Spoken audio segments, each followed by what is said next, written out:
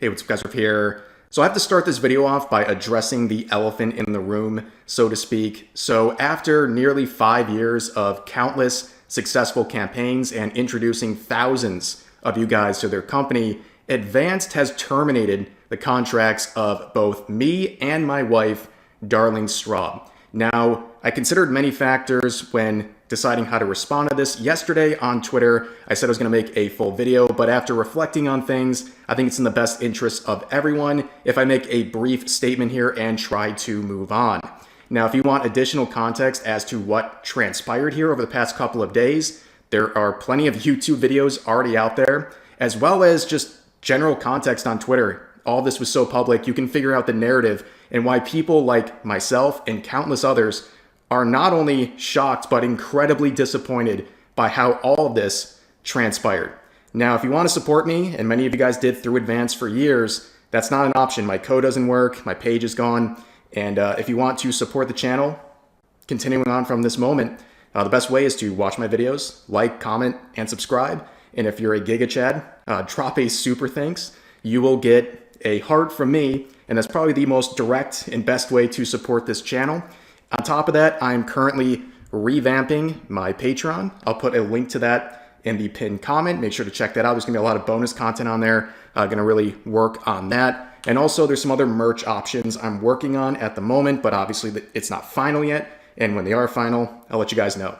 But that is the situation. It's been a very disappointing and frustrating couple of days. Again, for the people who know the full context of what has transpired, you understand why a lot of people are upset about this, but I feel like it was in your guys' rights, as many of you are supporters of Advance, to understand what happened here and that I am no longer working with them, and that is a final decision.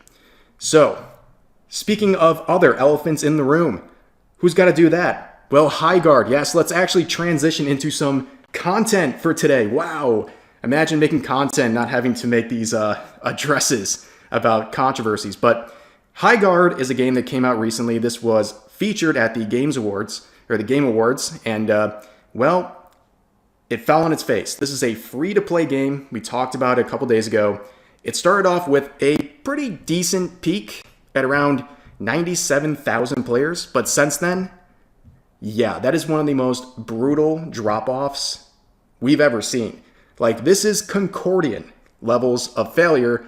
At least, of course, you know, the game is still going, but it is not looking good. In fact, right now, it's sitting at around 12,000 in-game players, and that is an improvement. It's an improvement because they've made some very necessary changes, but since the release of this game, they've already removed from the creators of Apex and Titanfall from their description. It seems like the sort of supports and the prestige that was placed on this game is being removed.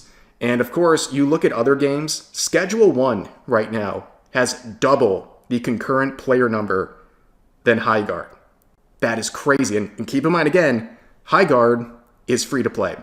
But of course, one of the highlights here is that games journalists are doing everything in their power to defend this game. Even when they're trying to criticize it, they're still throwing shade at anyone who dares to not like this game.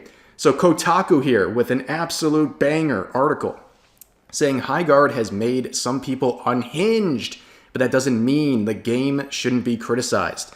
Unhinged, you say? Well, let's see what they mean by that. So they say the launch of Highguard this week has reignited a debate around good manners. Over 100 people worked for several years on a project they were passionate about. Instead of everyone giving it a fair shake and casually talking about what they did or didn't like about it, the conversation around the new multiplayer shooter was quickly subsumed by a torrent of knee-jerk negativity.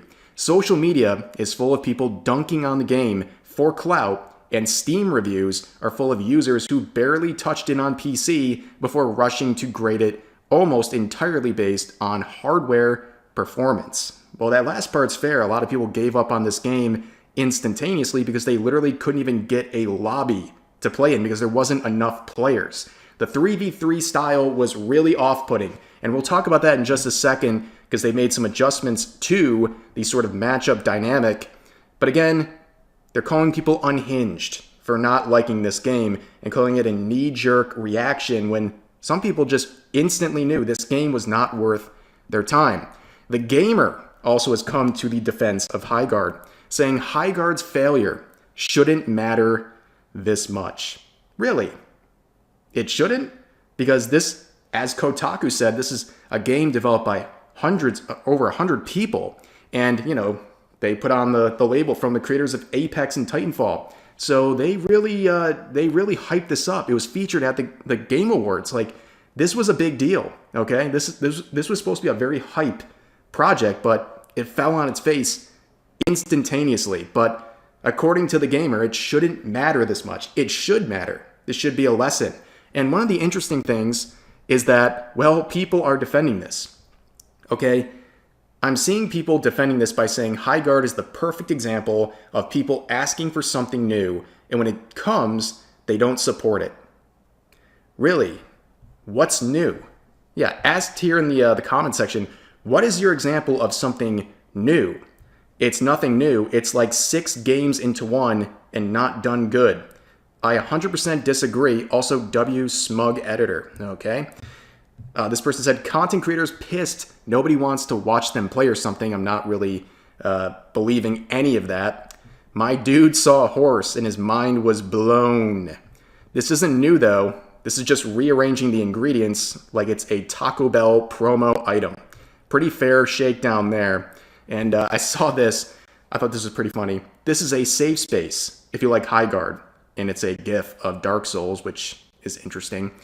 But in the replies, this person says, viewing it like a beta right now because the only complaints I have with it are so fixable.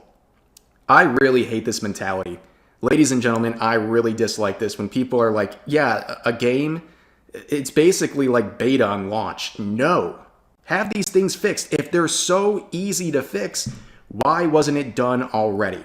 That is a very fair thing to say. I do not like this. It is excusing mediocrity in the production of a game.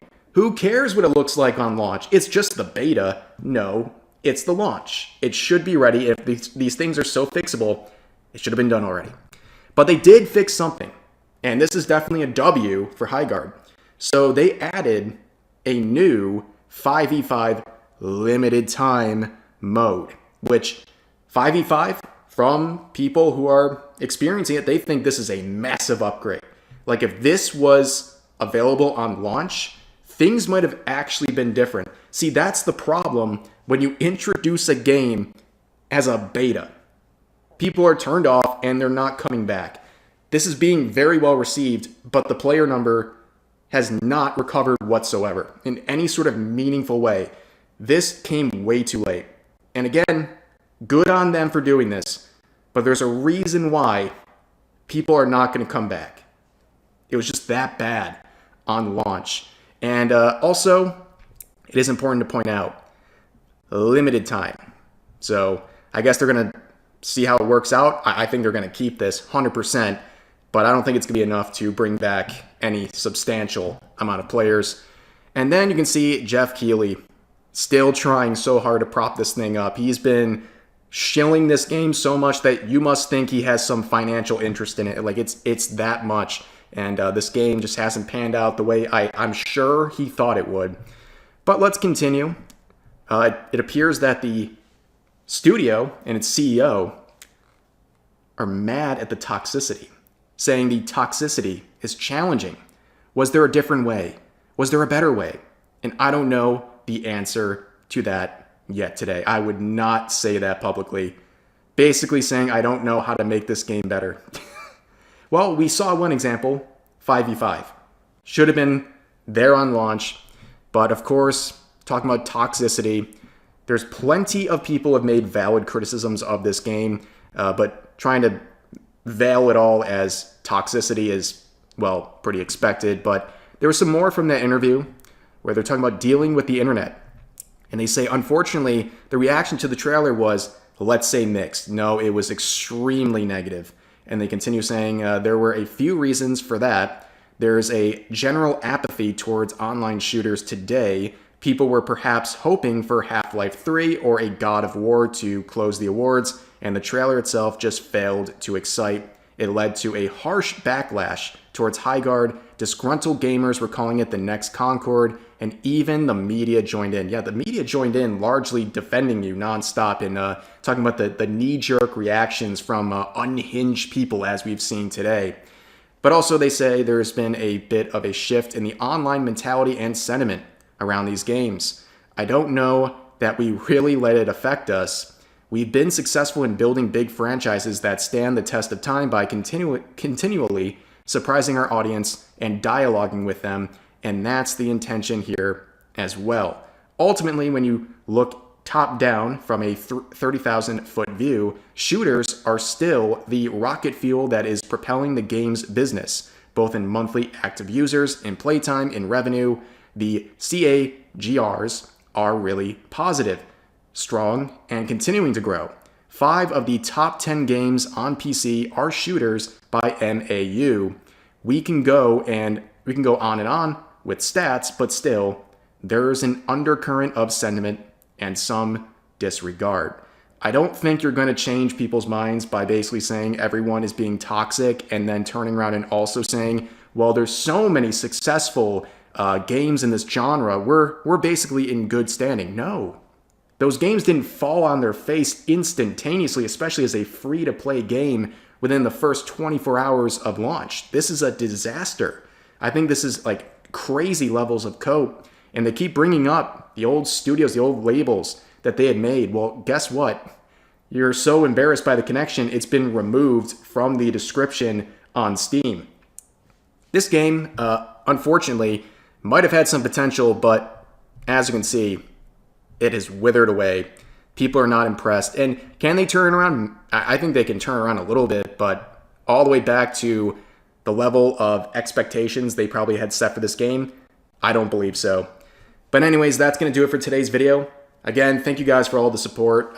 So many people have been in my DMs and leaving positive comments, and I know a lot of you guys will support the channel, whether it's directly through YouTube or Patreon or the future merch drops I know we're going to have.